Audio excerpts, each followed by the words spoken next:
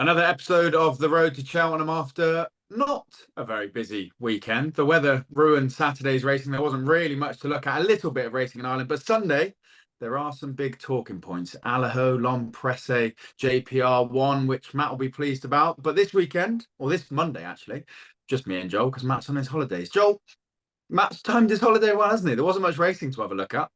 Yeah, he said he was off to Germany, not with the lads, not with the kids, but off with his wife. He's got his best bet later, and he'll be dressed up in his Italian outfit. He loves to cause a bit of trouble abroad. Yeah, he's timed it right. You know, a lot of people, like my friend Bumpty Bump, who's the king of the bumpers, he disappeared to Barbados for 2 weeks. Now, the weather was going to be so bad, so there's no point in watching anything. Plus, you can see racing TV or Sky Sports News on your huggy stream abroad. A few little bits to pick out from this weekend, and I've got a couple of bets that I've added to the Ante Post book, which I should have taken earlier, like is the case of all time. Well, my Anti-Post, I think they're going the other way, or at least they're staying the same. I wasn't clever, but we'll talk about that with Allaho in a sec. Saturday, there was no racing in England. There was racing in Ireland. Not loads to look at, so we'll just touch on this really quickly. Asian Master won a 2-mile novice, priced up around 16 to 1 for the Supreme. Are we getting carried away? Were you excited by it? Is he the next Supreme winner? To be fair, I don't know. I mean, you can't knock him. I looked back at the race this morning, mid-December, where he beat Jimmy DeSoya of the Unmolen's horse. Stayed on well. I mean, I still have it between, like a bit like you, Mystical Power and the Jericho de Repene, with Ballyboy and a close third in that. Tommy Costello has ridden the horse every single time, including the point-to-point races. Presumably, it's his mum, Marie's horse. I don't know that for a fact, but I looked at him, and a picture of Marie looks about 25 years older than the other lad, the jock. So I presume it's his mum. Otherwise, I like it, and if it goes for the Supreme, they're not going to be messing around with jockeys. I presume Tommy Costello would take them out. But for me, I wasn't overexcited. I think he did enough, did well, but it wasn't one that I was going, oh, quick, I'm straight in there. But yeah, there'll be no messing about with jockeys this time, with Tommy Costello just taking them out there. Yeah, I'm the same. I mean, he beat Better Days Ahead by 10 lengths, but that's a horse that's really hard to judge. He's won over 3 miles, then dropped back to 2.5, now dropped back to 2 miles. So I don't know what his trip is and whether that was his best running. So I found that quite hard to weigh up. But yeah, I wasn't looking at it going, wow. And I suppose the market reflects that. He hasn't been put into, the top 3 in the market. So Asian Master, maybe one to look out for, but probably not our idea anyway of a Supreme winner. So that was Saturday. There was really not loads of racing on Saturday, but Sunday, there's some good stuff to talk about. We'll talk first about Ireland, then we'll get on to Lingfield. And Allaho the floor is yours. Is splitting decisions all over social media. That's what I'm seeing. Some people are saying lay of the meeting. Others are saying he's back. He's the one to beat in the Ryanair. I put him up last weekend at 5 to 2. He's still 5 to 2 for the Ryanair. And I'm scratching my head, to be honest, with Allaho. I think I'm on. So, I've made my bed and I've accepted my fate. I'm not panicking, but I don't know if I hadn't had a bet, would I still back him after seeing that? I'm very much on the fence, as I guess, some people are. I said he split decision. He travelled really well. He jumped well. He looked good. The horse is in behind. Okay, Statler hasn't really done anything for a year. Appreciate it. Now, the question is, did he just not run his race? Or did Allaho get him in a bit of a bother because he is such a relentless galloper? I don't know. I backed him after the King George. That was a good performance. This can just be quite a nice prep for him to get round and go to the Ryanair. So am I going mental? No. Am I happy with my slip? I'm fair enough. What do you think? I'm pretty down the middle. I mean, look, it showed to me that Allaho retains ability, but what he beat. I mean, Allaho's won this race third time in this race. Is it the Horse and Jockey Hotels handicap or whatever? Yeah. Whatever it's called, Chase. Look, Statler back in second. That does you no favours for a start. That's been back for the Grand National again. It was 100s about 2 weeks ago, then 66s, now 40s, 33, something like that. It's a 5 mile plodder in second. Appreciate it. Did Allaho get appreciated into trouble? Should have appreciated it, laid it up more. I don't know, but appreciated it. Just for me, just ran a flat race, or as good as he is. And then you look down the whole list here. I think still you sitting on slip there at 5-2, which looks all right if that race is tomorrow, because you've got what Banbridge in there at 5s. Appreciate it. After that run, 25s. Protectorat still in there. Don't know if it'll go, probably not. 33s, Edwardstone 33s, and any price you like the rest. Stage Star, Envoy Allen there. There's some challenges. Yeah, they're still in there at what, 10s, 7s, and 10s, respectively. Shorter, I think. Yeah, so it's something like that. I would have no problems now sitting on that at 5-2. I think the problem is you are lending the bookies your money there at 5-2, because on the day it might be 5-2 or 11-4. You know what I mean? Exactly. I thought, and a bit like you, I agreed with you, and I thought, hang on a sec, this field's going to really cut up, and it's gone off 8-13 or something. And I think now we're getting closer and closer and closer. You haven't massively found the value, but I wouldn't be going, oh, this is awful, I need to cash out on this, flog the bet on or whatever. So 5-2, Allaho seems all right at the minute. It's not like anyone's giving you a gold star for value.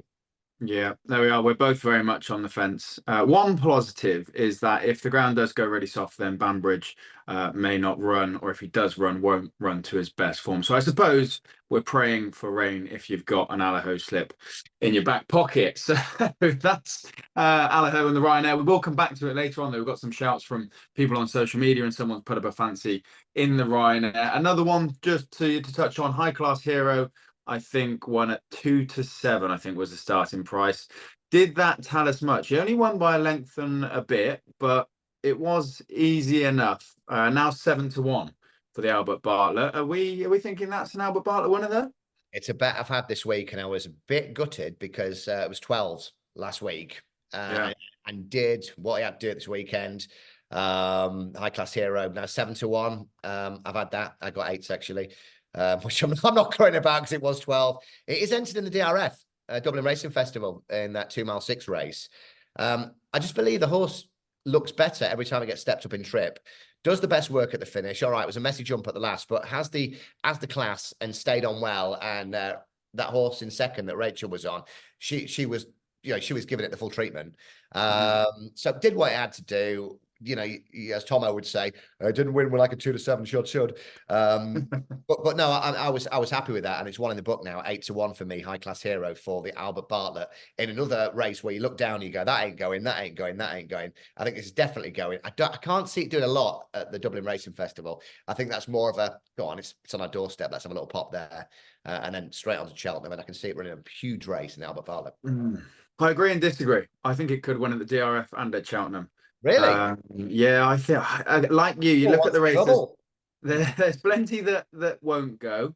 There's a couple of others trained by Willie Mullins, and I think this is his best chance in the Albert Bartlett. He just has, for a horse that's finishing over a 3 mile trip, has some serious speed, doesn't he? That's what I love.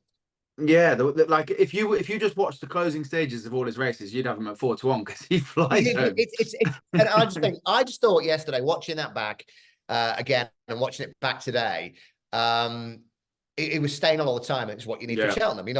Telling people to suck eggs, but if it's got no finishing kick, he's got to turn a foot and will keep galloping relentlessly. I think with Rachel's horse in second, I think if she'd have come alongside, he'd have gone again. And I wasn't like overly impressed, but at the same time, second part of the race, I've made all notes on that. The second part, the finishing part of the race, just keeps going. That little mistake at the end, just not like a Denman that can plow through fences and still just keep going. But I just thought it shows a hell of a lot of ability if you can do that. And I was happy with 7, 8-1, something like that. Wish I got the 12s. Yeah, big engine I think is his key. He does throw a few dodgy jumps in. He was a bit keen early on, but to finish the way he did after jumping a few messy and being keen, he has a serious engine. So I suppose another run between now and the festival probably doing him some good, just because I think he is learning every time. And I agree, like 7-1 in a race where plenty won't go. Like there's some that are umming and ahhing over the Ballymore versus the Albert Bartlett. He will be shorter, and 7-1's a fair each way bet. So we say for a week you can't get away with a dodgy jump around Cheltenham. I think there's certain horses that will plough through them, or hurdles or whatever. And I think this one's got such a great engine that it will go. Yeah. I think it was nearly one for the the tip of the week this week, but I've Yeah. gone for something else. There we are. High class hero. We both like the look of in the Albert Bartlett. Now, Sunday, we did get some action in England at Lingfield. Yeah, congratulations. It was a great Sunday, yeah. Yeah. On the sofa all afternoon. And there's three that we want to talk about. I was going to say something else then, but you would have just told another I know where you were going with that one. That's the three that we'd like to speak about. We'll start. It's a shame that Matt's on his holidays because he would have been loving this. But JPR won the Lightning Novice Chase. Now 16-1 for the Arkle. We've spoke about this previously, that we're basically fighting for places and trying to find value to finish behind Marine Nationale. Was he and is he good enough to get himself in the top 3 at the festival in the Arkle? He's the best of the British. Yeah. that's what I'm going with. Best of the British. And I thought he jumped brilliantly. We were trying to get our money back on him last time because he, you know, could have won at the it was the Arkle Challenge trophy, wasn't it? Where he fell off, pecked on landing. Second last, wasn't it? Yeah, and then at Sandown when he came third, and pecked again, a couple of dodgy mistakes. But I think it might have been Mike Cattermole commentating and said he's jumped brilliantly today, and he did. Matata and J-Lo got into that boxing match earlier on where J-Lo fell, so a lot of it was taken out of the race there. Jumped left-handed a little bit, Matata. And I thought JPR1 was idling in front, needed a bit of company, and would have stayed on. If you'll give me 16-1, and there was no Irish horses in there, it wins all day long. there's a few in there. I mean, look, who's beating Marine Nationale for a start? And we keep saying about Facile Vega, that they're not giving up on this horse. That's got places, all over it. Anything that happened to Marine Nationale, and Hunter's Yarn is still in there. It's a bit like the Gold Cup where there's maybe one or two at the top of the market, and then the rest are for your tri-cast purposes, getting placed at a huge price. Matata is 40-1 in the race, and I was looking at that going, all right, it was only a length down. JPR1 can throw in a shocker, even though it's brilliant at the weekend. Last couple of races, one unseat and a couple of shocking mistakes. I know Matt's a huge fan, has had JPR1 on at 33s, 40s, whatever it was, and it is one of my favourites in training. But once you bring over the boat from Ireland, I think we'll get our asses handed to us. Yeah, I kind of agreed with Facile Vega. That's a nap for a place, isn't it? Just because of how much Willie Mullins loves the horse. Anything to get that horse in the top 3 at the Arkle, and obviously has brilliant form over hurdles. And finished behind Marine Nationale, last year at the festival. So there's quite strong claims for Facile Vega to be in the frame. There's a few others, like you mentioned. Hunter's Yarn, I've been pretty keen on. I think we'll get better going quicker. And I agree, he's the best of the British. He jumped so well. I do think Brendan Power gave him a confident ride. He didn't really ask him for much, and he was happy enough to let Matata to try and close without panicking, wasn't he? So yeah. And it was in that last, if you're not a horse racing fan, you watch it. Brendan Powell's very cool. Very cool. Yeah. But if you're watching that in a bookies or in a pub or something like that, you're like, what are you doing? What are you doing? What are you doing? You know what I mean? So I think he knew what he had under him. Yeah. Yeah, I agree. I wouldn't, but like Matt's been banging on about him, I wouldn't say it's a bad bet, certainly. And if you're on a bigger price, then he definitely might. He actually, this is probably a negative of recent events, but rewind to last year's Arkle and around when this horse was good. Yeah. It's like Edwardstone-esque the way he travelled and jumped. Bit of zest about him. It reminded me of Everstone somewhat. British, isn't it? It's British, isn't it? We think we've got one. And I say the boat comes over, and we go, I think we've got one. Best of the British. Another one. Best of the British. Yeah, I do actually agree with that. I do agree. Absolutely. Yeah, there we are. JPR1 best of the British, but there is a battalion of good Arkle contenders coming over from Ireland. And now, this one we might be getting excited about. Long Presse, back to winning ways after a 391-day break. Now 10-1 for the Cheltenham Gold Cup. I think Protectorat and Harry Skelton, well, I could be wrong here, but they knew they're up against a horse back from a break. I think he tried to make it a real staying test by having a go a little bit early and seeing if Long Press did have that fight in him. And to be fair to him, He came upside easy as you like, pinged the last, and Deutsche didn't really ask him. He just one go with the whip, or the pro cush, as we should say these days. It was a strong performance. Is it a 10-1 for the Gold Cup performance? Well, if Protector are at 66-1, I mean, yeah, probably won't go. I look at it and I look at it from a producer at ITV Racing. This is your story, isn't it? This is the going over with the owner to, it was very emotional, over to Fontainebleau, seeing it race a couple of times in okay races, then come back, then the unseat, and then the time off, and then coming back to win that. It's a beautiful TV package, a bit Breeders' Cup-esque, which, you know, 20 years later, ITV are trying to do these big stories. It's really, really nice. But at 10-1, I think it is a case of Galopin Des Champs, fast or slow. Is he still alive, by the way? Fast or slow? Yeah. Anybody seen? It's those two and the and the rest, isn't it? If one of those gets pulled out or doesn't go, steps on a stone or something like that. And on the day, you're probably getting 4 places. You know, I know Fred went 4 places last year on the day, because I think we'll get a decent sized field. 10-1.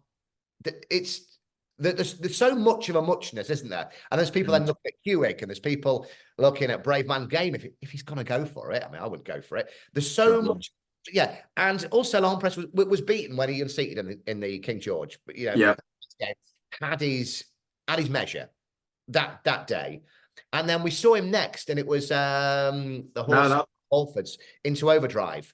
That was the race before. Yeah, the race before. That's when we saw him, and he was carrying 12 stone or something, 2 stone weight advantage. No, he, beat that horse, good handicapper by a length, I think it was. All this top form adds up a little bit, and it's muchness. Been Protector and Brave Man's Game and all these. Hewick, you're looking at them all in one bubble and going, when people say, if we ran this race like a sprint in the summer over 5 furlongs, you can run that race 5 times and you'll get 5 different results on that day. And I think you take the first 2 out the Gold Cup, I think they're pretty much nailed on, and then whatever finishes 3rd or 4th. So if you're inclined to take 10-1, I can't see it being any shorter on the day. Can you? No, I don't see one. I did hear I think it might have been the owner who said we may go in between the tiers. We may go to Ascot in a few. There is that possible bounce factor that people talk about. I suppose if he runs a cracker at Ascot, he might shorten, but what's he going to beat there? How will that race play out? We don't know. I don't know. I did the same as you. This actually led me to almost putting up Brave Man's Game as my answer. We keep going back, looking at the prices and going, well, is it going to go not Ryanair? Loads of people go, Paul, go Ryanair. He won't go. No way. He'll go to the Gold Cup. He'll go to the Gold Cup, 100%. He was second in last year's Gold Cup to Galopin Des Champs, who we've all now got down as a world beater. So you've got Brave Man's Game, who had the measure of long press in the King George, has had a dodgy season this year, but by no means ran bad in this year's King George, because Chishkin made him kind of jink to the right, didn't he, and spoiled his race over the last or the second last, whatever. And Alaho's screwed his race and all. Yeah, all of them. It was carnage over the last. So he hasn't had a bad season, and Paul Nichols will get him right for the Gold Cup. He's 20-1. If he finishes, I mean, he's well within his rights to finish second to Galopin Des Champs again. Yeah. The long press was impressive, and you've got to say, brilliant training performance to get a horse back from 391 days off, as fit as he was, to win as well as he was against, Protectorat's last year's 5th in the Gold Cup. So cracking performance. 10s, I think, is an overreaction, and 20s, Brave Man's Game, top 3, surely. Sure. I mean, yeah, surely. But I keep going back to it. I don't know if fast or slow will go, because I don't know if the horse is still alive. But Galopin Des Champs probably wins, and then you're backing anything each way. You've got 2 places to fill there. So you're going to get, there's not a lot between Brave Man's Game and Long Presse, and you could look at it and go, well, Brave Man's Game has been going all season, and have the measure of Long Presse in the King George. So I understand you're working out, and I get it completely. I can't understand people are backing Hewick, which will probably come and bite me on the backside.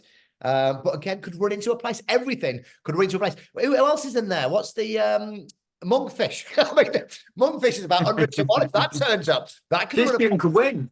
You see what I mean? You see what I mean? Anyway, there's a lot. There's lots, but the general consensus is Long Press was impressive, but maybe too short at tens. Now, before we give our selections this week after what we saw at the weekend, or maybe just horses that we want to get in before they potentially shorten, a quick word on some shouts from social media. We won't get carried away with them, but Sam said stage star for the Ryanair, bounced back. Don't worry about the run last time out. I suppose he won last year's Turners. He's got great course and distance form.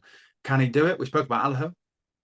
Yeah, I was there on New Year's Day at Cheltenham, and I backed the winner, Shake Him Up Harry, that day, and I backed it each way.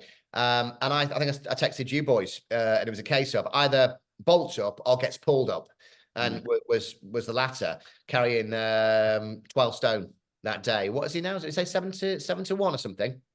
Yeah, around that. Yeah, I'm 100% agreeing. You put a line through that, and that's an awful racing cliche because but it is put a line through that. Too bad to be true. Pull him up, not doing anything. Top weight, like I say. So I wouldn't. I really wouldn't put you off. It's a lovely horse. Lovely horse. It is, yeah, and Harry Cobden. The one question is, what happens in the Ryanair? Allaho, stage star, both they'll want to make the running. But anyway, we'll find out. I'm sat on an Allaho slip, so I couldn't have him. Sorry. Oh, here we go. Joe said Firefox for the Supreme. Now, this is something I can get on board with. Was fourth, 8 lengths in the Lawlers, but that was over 2.5. He previously beat Ballyburn over 2 miles, the Ballymore favourite. Keeps confusing me. Which was very good form. Yeah, yeah. I said, oh no, he's gone up to 2.5. He's going to be there. Ballymore horse. Gordon has said since he's going straight to the Supreme, and he was a little bit lame in that race. So over a trip that I suppose Gordon Elliott would agree is not the right trip because he's now said Supreme, and being slightly lame after the race, and still finishing only 8 lengths off Reading Tommy Wrong, Atlantic, Lecky Watson, all top grade 1 on horses, and the way that he beat Ballyburn over 2, he's 16-1. It's a great price for the Supreme. This is the play for me. I thought Firefox was going straight to the top, and bookmakers overreact. Both ways. Yeah, totally. So I think this is a massive overreaction. 16-1 is a huge play. I think it's a really huge play, and it is that whole thing about putting the line through at the Lawless at Naas, and the Ballyburn form. It was made an hurdle at Fairyhouse. 16-1 is a huge price. If that horse had won or been a tiny bit closer at Naas, I mean, you're talking half that, aren't you? The 16-1 is a huge play for me. Definitely, I agree. I'm a fan of that. Now, this is an interesting one. Bob Bollinger. Oh my God. Ante Post rules. Champion Hurdle. You've got Constitution Hill 1, State Man 2. Bob Bollinger in 3. Do you know what? This horse hates me. It really does. Cheltenham, New Year's Day. My 2 best bets of the day were Butch and Shake 'em Up Harry. They're bigger prices. Had a double on them. And I was convinced Marie's Rock was there and this was the target. And then we'll go off and do whatever Marie's Rock's going to go and do. Bob Bollinger was over here to have a little look. Here's the Cheltenham once again. And Rachel just have a little pop round on him. And the money was coming. I'm thinking I'm getting a better price. And then we're beating, I think, 7 lengths. And then there was the Ballymore that I think I watched with you. Were we not there live? Is that when Galopin de Champs fell? That's not the Ballymore, that was the Turners. But yeah, when Bob Bollinger ended up being gifted the race, yeah. Yeah, it was 12 lengths in front or whatever it was. And I think Jamie Codd said on whatever it was. So Jamie Codd had said like the year before, Bob Bollinger, best bet of the meeting. And then last year said, no, we'll get beaten by Galopin de Champs. And we were there 12 lengths. And this is, so it's an emotional horse for me because I can't get the horse right. You're thinking it finishes 3rd, but will the favourite go? Is the favourite still alive? Well, Constitution Hill in 1, State Man in 2. Impere Pass is obviously is in the market 10-1, your 3rd favourite. I think there's some question marks around Impere Pass, especially over 2 miles. So Bob Bollinger, he's brilliant around Cheltenham. He was great last time. They still think he's not quite back to his best and there's room for improvement. 20-1, I actually thought this was an interesting shout that I hadn't thought of. So Bob Bollinger in the champion. I'd give him a chance. Two more, and we're gonna touch on these because they align with our selections. Love Envoy or Love Envoy, however you want to say it, for the Mares Hurdle, 10-1, second behind Honeysuckle last year. What should we call the performance? The first time out of Sandown this year. Disappointing, uneasy, lackluster. Yeah. We'll go to Cheltenham this Saturday on Trials Day, and then go straight to the festival. What do we make of that? Will she run this weekend, and will she shorten after it? Well, she was short enough this weekend. I'm sure it's decent. I mean, that's what tens now, something like that. Again, I lost my voice for 3 days with Honeysuckle in that race, and I've been, taking the satchel of cash down as soon as it was, it's Mares Hurdle, weren't really the champion hurdle, Mares Hurdle, and I to be honest with you, I got a bit of a fright. I got a bit of a fright watching that. Come on, Rachel. Went out. It was a beautiful, beautiful story. One of the best days I've been racing. It was just amazing. But I was scared. Doesn't have to improve off that this year to beat this field, do you think? That's my thoughts. Put in the same performance as last year's race and Love Take Honeysuckle out of there. Yeah. Big shout. But does need soft ground. Right. We will just mention Luke said Langadan for the Coral Cup, and on that conundrum, we'll move on. This week's Ante Post selections from Matt in his Italy top in Berlin. All right, gents, sorry can't be with you. Look, I'm in Berlin, that's their skyline. It's not quite Sharty and Hong Kong, Bahrain and all the places that Frankie goes to, but hopefully the good ship Road to Cheltenham's in safe hands with Captain Foster. If it was Captain Ross, it'd have probably a Cheltenham-shaped iceberg. And ice was kind of the theme last week, wasn't it, with all the racing cancelled? We did get some action at Lingfield. And for my Ante Post pick this week, well, he was in action yesterday at Lingfield. Yes, I was over here in Germany, but I did get to see JPR1. Now, it's not just on the back of what he did yesterday. I really like this horse at the beginning of the season when he whipped round Newton Abbott, and then I thought was really impressive for a win at Cheltenham when he just fell or unseated at the last and did nothing wrong really, just over exuberance. He was going to absolutely bolt up on that occasion, and of course just stumbled upon landing on chipping Brendan Powell, who had no chance. He only went to Sandown and was about to give the patron a really good race. Don't forget that one prior to that had slammed Blow Your Wad, the winner at Kempton over Christmas, easily at Sandown. And then JPR1 just pitched on landing again too and couldn't get his momentum in that heavy ground up that steep hill out of the Esher track. So in second was Colonel Harry. He's come out and won a grade 2 since. We haven't seen the patron, but I didn't think there was anything wrong with that effort in that tacky ground. But yesterday we saw the real JPR, and what I really liked was the way he jumped as well, especially those final 3 fences, and then went through. Okay, he's a little bit in front, but Matata is no slouch, and I thought it was a real decent effort. Now, there's no no downside to backing him right now, because we'll get to see what happens over in Ireland at the DRF at the weekend. If Marine National gets beat, his price will obviously contract, and if Marine National wins, then obviously that kind of gives you the pecking order in Ireland, and maybe the Woody Mullins Brigade won't take him on. So again, I think he may contract a little bit. So I think it's 16-1. There's no downside in getting JPR1 into the Ante Post book right now, and I think he's a knocking each way bet. Connection has said the Arkle is on the agenda next. 16-1 each way. That'll do for me this week. From Joel, where are we going? I'm going Langadan in the Coral Cup. Current price with Fred is 10-1. Now, we say it every week. It's become like a joke. I think everybody's seen it. It's been ridden out the back of the telly every other week. And suddenly it's found himself on the same mark as the Coral Cup last year. Now, Dan Skelton was on Nick Look on Sunday on Racing TV. And who did they have on this sofa? It was you only Journo on there, but you had Daryl Jacob, I think it was, and yeah, I can't remember who else was on there. And everyone was like sniggering because everyone knows what's going on here.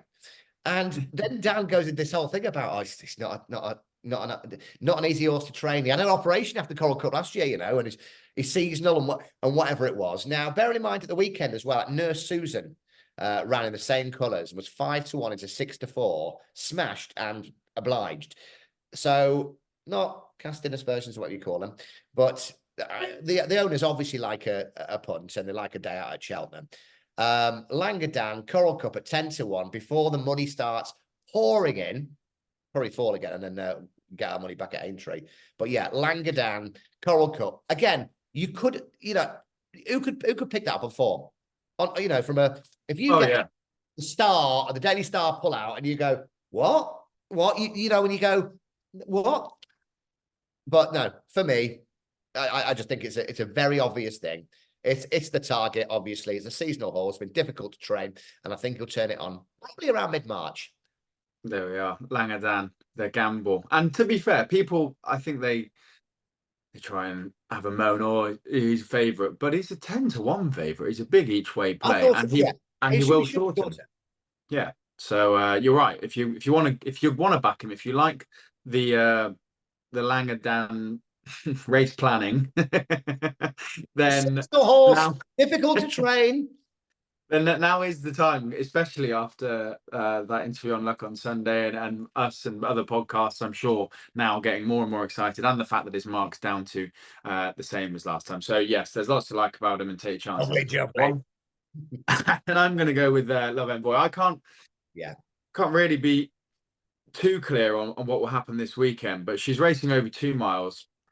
It's going to be quicker ground than she likes. I don't think, or she might not win this weekend because the conditions aren't in her favour. But if Lossiemouth also goes and she gets within, a length of Lossiemouth is currently 9-4 for the mare's hurdle. Love Envoy is 10s. Surely that gap will close. So I'm not saying that she's going to go and win this weekend because I don't think it's her race, but I do think that she'll shorten. So if you're of the opinion that we are, that if she puts in the same performance as last year at the festival, she'll get close, then now is the time to back her at 10s. Now, that might all go wrong. It might be way too quick for her. She might be 10 lengths off the winner on Saturday and suddenly be 16-1, but I'll probably then back her again at an even bigger price. So I really like her chance at the festival, and I think that backing her before this weekend is smart.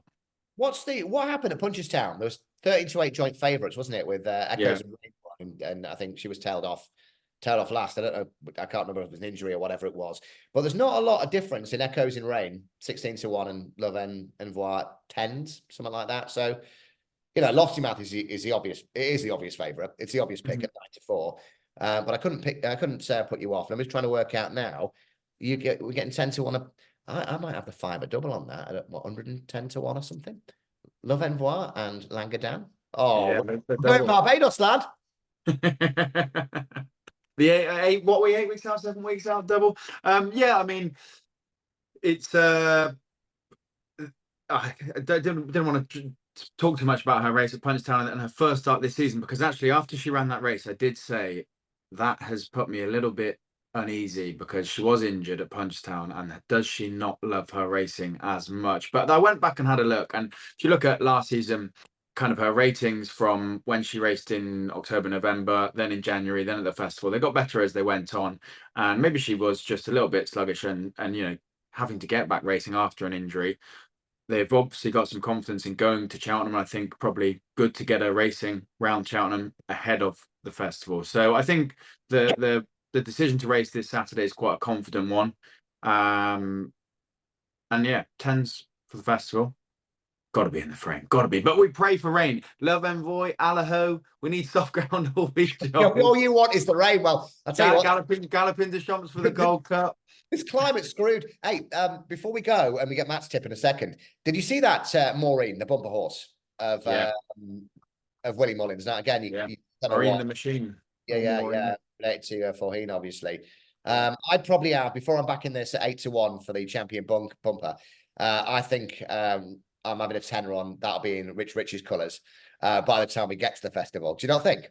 If you're sitting there with a, what it costs now, 700-800 grand, would you not?